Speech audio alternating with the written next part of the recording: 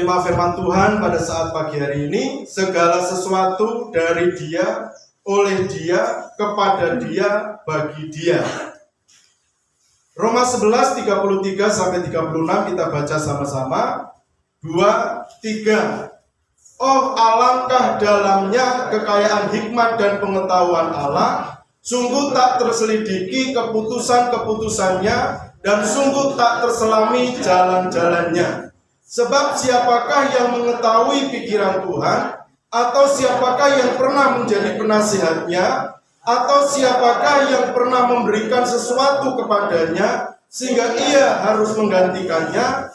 Sebab segala sesuatu adalah dari Dia, dan oleh Dia, dan kepada Dia, bagi Dialah kemuliaan sampai selama-lamanya. Puji nama Tuhan. Ya. Di ayat yang ke-36 itu yang menjadi tema kita, saudara. Paulus menuliskan di sana, sebab segala sesuatu adalah dari Dia, segala sesuatu oleh Dia, segala sesuatu kepada Dia, segala sesuatu bagi Dialah kemuliaan sampai selama-lamanya, saudara. Ya. Ayat yang ke-36 itu bicara tentang Tuhan adalah Allah yang maha besar. Bahwa Tuhan adalah yang empunya segala sesuatu. Tuhan yang berdaulat atas seluruh alam ini, saudara. Tuhan yang tidak bisa diintervensi oleh apapun. Dia berdiri tegak, saudara. Tidak tergoyahkan. Ya. Bahwa kalau segala sesuatu itu adalah dari Dia, oleh Dia, kepada Dia, dan bagi Dia, artinya bahwa nggak ada satu orang di bumi ini yang benar-benar berjasa atau merasa berjasa di hadapan Tuhan, saudara. Tidak ada. Sebab ayat ini dengan jelas mengatakan, atau siapakah yang pernah memberikan sesuatu kepadanya sehingga ia harus menggantikannya. Siapa kita kalau segala sesuatu dari Tuhan, saudara? Wong itu semuanya milik Tuhan, semuanya kedaulatan Tuhan. Kita hanya dipercaya, saudara, untuk memilikinya yang sifatnya pun itu nggak kekal, nggak langgeng, saudara. Siapa kita yang merasa, oh, aku berjasa kepada Tuhan. Ini kalau nggak ada aku, ini nggak berjalan. Ini kalau nggak ada aku, semuanya pasti berantakan. Siapa kita, saudara? Ya, Paulus hendak menyadarkan kepada jemaat yang ada di Roma ini, ya, supaya jemaat yang ada di Roma ini nggak sombong, ya. Meskipun mungkin secara finansial jemaat yang ada di Roma ini, ya, dia difasilitasi dengan mungkin kekayaan, dengan ya talenta, dengan segala kemegahannya, semaraknya, saudara. Tetapi harus jujur di hadapan Tuhan bahwa segala sesuatu dari Dia, oleh Dia, kepada Dia, dan hanya bagi Dia. Bahwa Tuhan itu adalah yang empunya segala sesuatu. 1 Korintus pasal 8 ayat yang ke-6 kita baca. 2, 3. Namun bagi kita hanya ada satu Allah saja, yaitu Bapa, yang daripadanya berasal segala sesuatu, dan yang untuk Dia kita hidup, dan satu Tuhan saja, yaitu Yesus Kristus, yang olehnya segala sesuatu telah dijadikan, dan yang karena Dia kita hidup. Seluruh pergerakan kita, hidup saya dan saudara, semuanya itu mutlak karena Tuhan, saudara. Ya. Semuanya itu mutlak karena kemurahan Tuhan. Ya.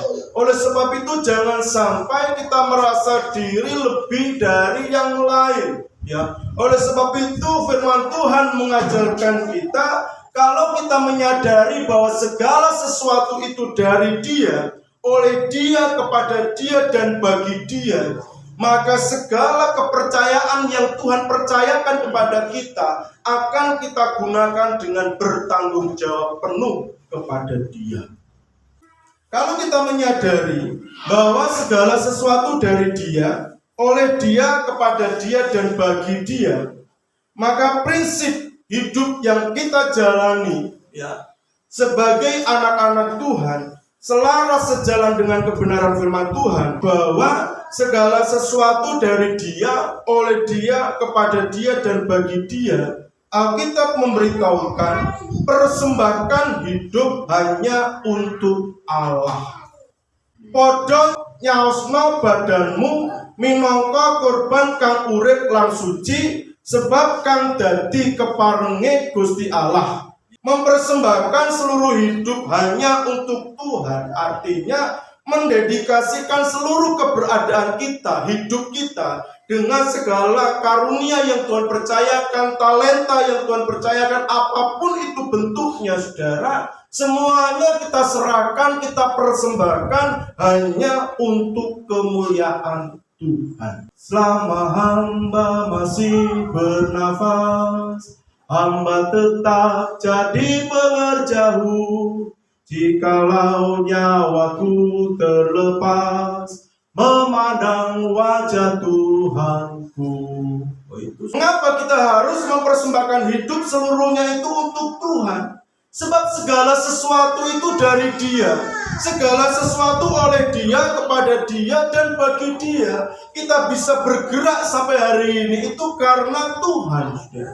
Nah, ini yang harus disadari. 1 Korintus pasal yang ketiga ayat 23. Tetapi kamu adalah milik Kristus, dan Kristus adalah milik Allah. Allah di Kristus dohamu, jala di debata doangku Kristus. Nanging kowe padha dadi kagungane Sang Kristus, sarta Sang Kristus iku kagungane Gusti Allah. Kita ada yang memiliki ternyata, saudara. Kita bukan milik dunia ini. Bahwa saudara adalah kagungane Sang Kristus, maka kita akan sibuk bagaimana hidup ini semakin hari semakin menyenangkan, semakin berkenan, semakin indah di hadapan Kristus. Sebab kita adalah milik Kristus. Jadi tujuannya, orientasinya hanya untuk menyenangkan Kristus. Jangan terlalu kita menjadi anak Tuhan yang menggenggam erat. Ketika Tuhan tuntut itu untuk dipersembahkan kepada Tuhan, kita menjadi sangat kesulitan. Tapi kalau kita menyadari, lawang segala sesuatu itu dari Dia, oleh Dia, kepada Dia, dan bagi Dia, ya sudah. Ketika Tuhan suruh untuk dibawa kepada Tuhan, Tuhan suruh untuk dipersembahkan kepada Tuhan, ya sudah, jalani, saudara. Sebab ini prinsip bahwa kehidupan itu segala sesuatu dari Dia. Aku tak membawa apapun juga. Saat ku datang ke dunia, ku tinggal semua pada akhirnya. Saat ku kembali ke surga. Hal yang kedua, hidup berubah menjadi baru. Setelah kita menyerahkan, mempersembahkan hidup hanya untuk Allah, hal yang pertama, maka hal yang kedua, melihat bahwa segala sesuatu dari Dia, oleh Dia, kepada Dia, dan bagi Dia, maka prinsip yang kedua adalah hidup berubah menjadi baru. Artinya memiliki kepribadian atau karakter yang sama sekali baru dalam segala perbuatan dan pikiran kita. Dan semuanya merujuk kepada pribadi Yesus, saudara, yang menjadi pusat kita, yang menjadi sentral arahan kita adalah pribadi Yesus. Pribadi Yesus itulah dengan kebenaran firman-Nya yang mengubah hidup saudara-saudara, mengubah kepribadian kita, mengubah karakter kita, sehingga kita menjadi orang-orang yang baru, anak-anak Allah yang memikirkan pikiran-pikiran yang di atas, anak-anak Allah yang berjalan, bergerak sama sesuai dengan segala kebenaran firman Tuhan. 2 Korintus pasal 5 ayat 17 dan pasal yang ke-6 ayat 17. Jadi siapa yang ada di dalam Kristus, ia adalah ciptaan baru, yang lama sudah berlalu, Sesungguhnya yang baru sudah datang. 17. Sebab itu keluarlah kamu dari antara mereka dan pisahkan dirimu dari mereka, firman Tuhan. Dan janganlah menjamah apa yang najis, maka aku akan menerima kamu. Jadi dijelaskan di sana, siapa yang ada di dalam Kristus, ia adalah ciptaan baru. Hidup yang lama, hidup yang gak sesuai dengan firman Tuhan, itu yang harus ditanggalkan apapun bentuknya. Sebab kita sudah menjadi milik Kristus. Maka segala hal yang lama, yang tidak sesuai dengan kebenaran firman Tuhan, apapun itu bentuknya, harus ditinggalkan. Hidup lama kita, itu banyak, saudara. Hal-hal yang lama, tentang sifat-sifat karakter kita, ataupun yang lama, yang dulu mungkin masih kita yakini, kita ikuti, bicara tentang tradisi, adat, budaya, yang sebelum kita menjadi percaya, sebelum kita benar-benar mendapat pengajaran yang benar melalui firman Tuhan, itu juga kita kerjakan. Kemudian kita percaya kepada Yesus, kita menjadi milik Kristus, kita menyadari bahwa segala sesuatu dari Dia, oleh Dia, kepada Dia, dan bagi Dia. Maka segala apapun hidup yang lama dulu, yang kita percaya itu kita kerjakan dulu. Dan setelah kita menjadi anak yang percaya kepada Yesus, maka harus ditinggalkan. Tidak boleh kita kompromi. Kalau kita menempatkan kepercayaan kita pada hal-hal yang lahiriah, ya seperti tadi saya sebutkan, dan hal itu sifatnya mengikat kita, saudara. Sifatnya itu menjerat kita sehingga kita itu nggak bisa bergerak. Hidup kita sudah diperuntukkan hanya untuk kemuliaan dan kebesaran nama Tuhan saja. Dan olehnya kita senantiasa meninggikan Dia. Olehnya kita senantiasa mengagungkan Dia. Sebab Dia adalah Allah yang layak menerima segala pujian dan penghormatan kita. Ya, kita belajar dua hal pada saat pagi hari ini. Segala sesuatu dari Dia, oleh Dia, kepada Dia, dan bagi Dia. Ketika saudara menyadari tentang prinsip kebenaran ini, kita akan memaknai hidup kita dengan yang pertama, persembahkan hidup hanya untuk Allah. Dan yang kedua, hidup berubah menjadi baru. Tuhan Yesus memberkati kita.